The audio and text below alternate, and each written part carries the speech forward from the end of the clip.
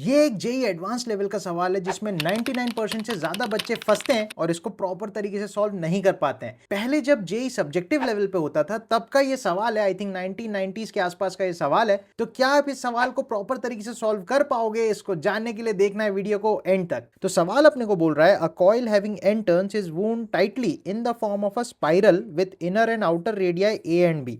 तो यहाँ पे एक ऐसा जलेबी जैसा स्पाइरल बना रखा है और इसकी इनर रेडियस ए दी है और आउटर रेडियस बी दी है। बोल रहा है when current I passes through the coil the magnetic field at the centre is. अब देखो ऑप्शंस भी बड़े खतरनाक से इसमें दे रखे हैं।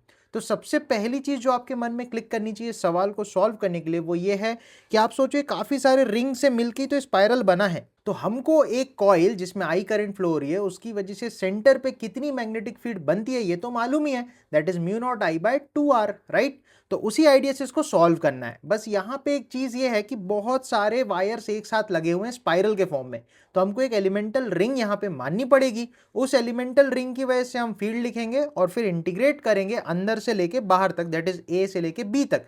तो सारे रिंग्स की वजह से नेट फील्ड यहाँ पे आ जाएगी और ये क्वेश्चन बहुत आसानी से सॉल्व हो सकता है। तो यहाँ पे अपन क्या करने वाले हैं, सेंटर से r दूरी पे मैं एक एलिमेंटल रिंग मानने वाला हूँ। इस रिंग की जो चौड़ाई है इसको अपन dr बोल सकते हैं और इस dr छोटे से पतले से एरिया में अपन बोल सकते हैं dn नंबर ऑफ टर्न्स है। एक्चुअली में सवाल में दिया है कि n टोटल इसमें टर्न्स है, ठीक है। तो अब अपन को कुछ जुगाड़ बनाना पड़ेगा कि इस एलिमेंटल रिंग की वजह से सेंटर पे अगर मैं फील्ड लिखूं, क्योंकि आई करंट ही पूरे तार में घूम रही है, तो हम छोटी सी एलिमेंटल रिंग की वजह से छोटी सी फील्ड db को लिख सकते हैं म्यू नॉट आई अपॉन 2r, और इसमें dn नंबर ऑफ टर्न्स होने के कारण अपन को यहाँ पे dn भी मल्टीप्लाई कराना पड़ेगा, राइट। तो अब यहाँ पे आपको ये सोचना है कि dn को कैसे रिप्लेस करें dr से सो दैट ये इंटीग्रेबल हो सके, ठीक है, यही फंडा है। अब आपको एकदम कॉमन सेंस लगाना है। देखो अपन बोल रहे हैं ए रेडियस से लेके बी रेडियस के बीच में, मतलब इस चौड़ाई में, दैट इज बी माइनस ए की चौड़ाई में एन नंबर ऑफ टर्न्स हैं। तो आप लिख सकते हो बी माइनस ए की चौड़ाई में अपन बोल रहे हैं एन नंबर ऑफ टर्न्स है, सही बात है। तो उसी तरीके से dr चौड़ाई में dn नंबर ऑफ टर्न्स होंगे, और क्योंकि ये स्पाइरल काफी टाइटली वूंड है तो यूनिफॉर्मली डिस्ट्रीब्यूटेड ये सारी रिंग्स या बोलना चाहिए स्पाइरल्स होंगी। तो ये डिस्ट्रीब्यूशन एक जैसा है, तो अगर दोनों तरफ आप रेशियो लोगे तो ये रेशियो इक्वल होना चाहिए क्योंकि डिस्ट्रीब्यूशन एक सा है।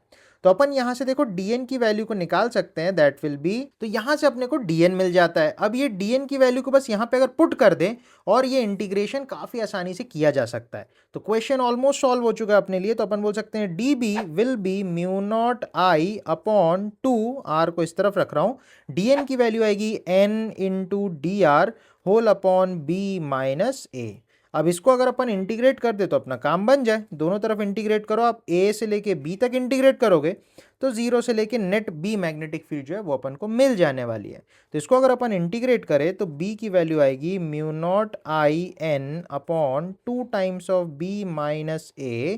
dr अपॉन r का इंटीग्रेशन ln r हो जाएगा, नेचुरल लॉग ऑफ r, और उसमें upper limit minus lower limit करोगे तो डिवाइड में हो जाता है, सही बात है। तो ये अपना सवाल का सॉल्यूशन आ जाने वाला है। अब अपन चेक करते हैं कौन सा आंसर इससे मैच कर रहा है। तो आप अगर ऑप्शंस को ध्यान से देखोगे तो मेरे ख्याल से इसका ए ऑप्शन आएगा क्या? Yes, A option will be the correct answer. तो आई होप आपको प्रॉपर कॉन्सेप्ट और आइडिया समझ में आया कि इस क्वेश्चन को कैसे हैंडल किया जा सकता है।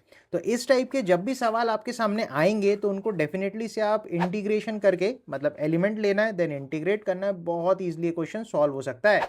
तो बिल्कुल भी टेंशन नहीं लेनी है। ऐसे और कंसेप्चुअल और फिजिक्स के फंडों को प्रॉपर समझने के लिए सब्सक्राइब करना है एक्सप्लोर इंटरेस्टिंग चैनल को, और काफ़ी सारे शॉर्ट वीडियोस भी चैनल पे है तो डेफिनेटली से उनको चेकआउट करो। काफ़ी सारे क्वेश्चंस हमने कवर किए हैं तो आपको बेटर अंडरस्टैंडिंग होगी। तो इस वीडियो में अपन इतना ही रखते हैं, मिलेंगे अपने अगले वीडियो में, तब तक take care and bye bye.